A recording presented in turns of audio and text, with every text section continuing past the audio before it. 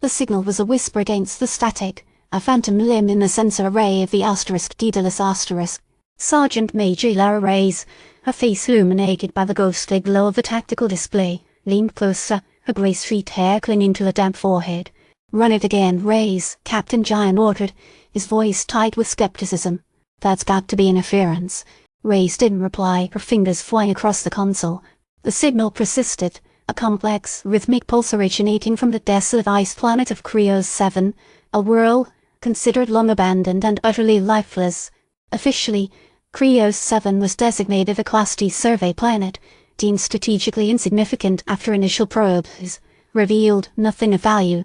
Unofficially, rumors persisted, whispers of a failed colony, a corporate experiment gone wrong, something the TCDF preferred to bury. "Confirmed," Captain Reyes stated, her voice flat. "It's a beacon. Artificial, repeated pattern.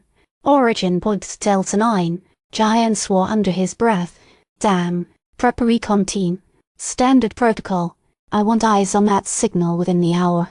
The recon team consisted of 6 hardened veterans led by Lieutenant Marcus Core, a young but promising officer with a reputation for unflappable calm. Among them was Corporal Ben Carter, a grizzled demolitions expert who's seen more than his share of combat, and Private Anya Volkov, a xenolinguist recruited for her uncanny ability to decipher alien communication. The dropship, the Stardust sliced through the thin atmosphere of Kryll 7, descending toward a landscape of frozen plains and towering ice formations. The planet was a monochrome nightmare white snow meeting grey sky, reflecting a chilling emptiness. Cole's team deployed from the Stardust, their boots crunching on the frozen ground. The beacon's signal grew stronger with each step, guiding them towards a deep crevasse hidden beneath a ridge of ice. "Sensors are picking up a heat signature down there," Carter reported, his breath frosting in the frigid air. "It's faint, but it's there." Cole signaled for them to proceed cautiously.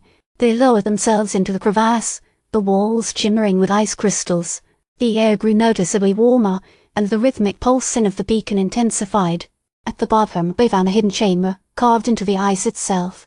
Inside, they discovered the source of the signal, a colossal device, intricately woven from strange metals and glowing crystals. The chamber was filled with a soft, ethereal light. Etched into the walls were symbols, complex, elegant, and utterly alien. "Xenolinguist Volkov, your assessment," Cole demanded, his voice echoing in the confined space.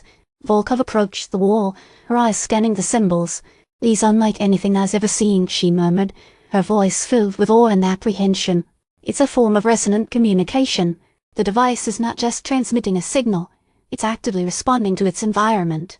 Suddenly, the device hummed, the crystals pulsing with an almost palpable energy. A holographic image flickered into existence, depicting a humanoid figure, tall, slender, with skin like polished obsidian and eyes that glowed with an inner light. It spoke in a language that resonated directly within their minds, bypassing the need for translation. "Greetings. We are the Kryll. We have been waiting." Carter, ever the pragmatist, broke the stunned silence. "Waiting for what?" "Another corporate mining expedition to strip this place bare." The Kryll's image rippled, as if it were reacting to Carter's cynicism. "Your kind is disruptive. We sought refuge, a sanctuary, but your intrusion it is disruptive." "Refuge from what?" Cole pressed. "And what do you want from us?" Replied. "A cosmic blight that consumes all in its path. We fled, seeking isolation, but the ripple effect it is spreading. We require assistance." Volkov, after a rapid analysis, stepped forward. "The resonance patterns they correlate with known energy, signatures of a Class Gamma entity, a void singer, a sentient nebula capable of consuming entire star systems."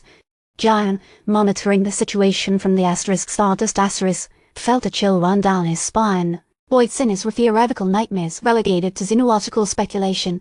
Now it seemed they were reality. The void singer is drawn to resonance. Your presence it amplifies the signal. It will find us. The Kryll's image flickered, displaying a series of complex equations. A counter-resonance is possible, a harmonic disruption, but it requires a catalyst, a willing sacrifice. A long silence hung in the icy chamber. The implications were cleared. Someone from Cole's team would have to stay behind, intentionally generate a counter-resonance, and draw the Void Singer's attention away from the Kryll's sanctuary. Carter scoffed. "A willing sacrifice. Right. And I'm the lucky one, I presume." Cole met his gaze, his expression grim. This isn't a negotiation, Carter. This is about saving an entire species, possibly the entire galaxy. Volko stepped forward. I can calculate the precise harmonic frequency required, she said, her voice trembling slightly. I can initiate the process, but I lack the resonance necessary to sustain it. Cole looked at each member of his team, assessing their capabilities, their willingness. The weight of an entire civilization rested on their shoulders.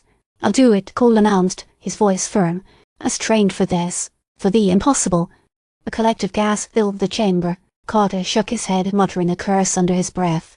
Cole activated Volkov's calculations, preparing for the final, desperate act. The chamber filled with an intense, shimmering light. Volkov monitored the frequencies, her fingers flying across her console. Asterisk, act quickly.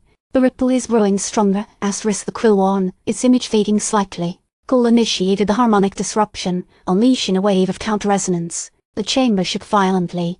A rift opened in the sky above, revealing a swirling vortex of cosmic energy. The Void Singer's approach. The last thing Cole saw was the swirling abyss of the Void Singer and the faint, grateful image of the Kryll fading into nothingness. Then darkness.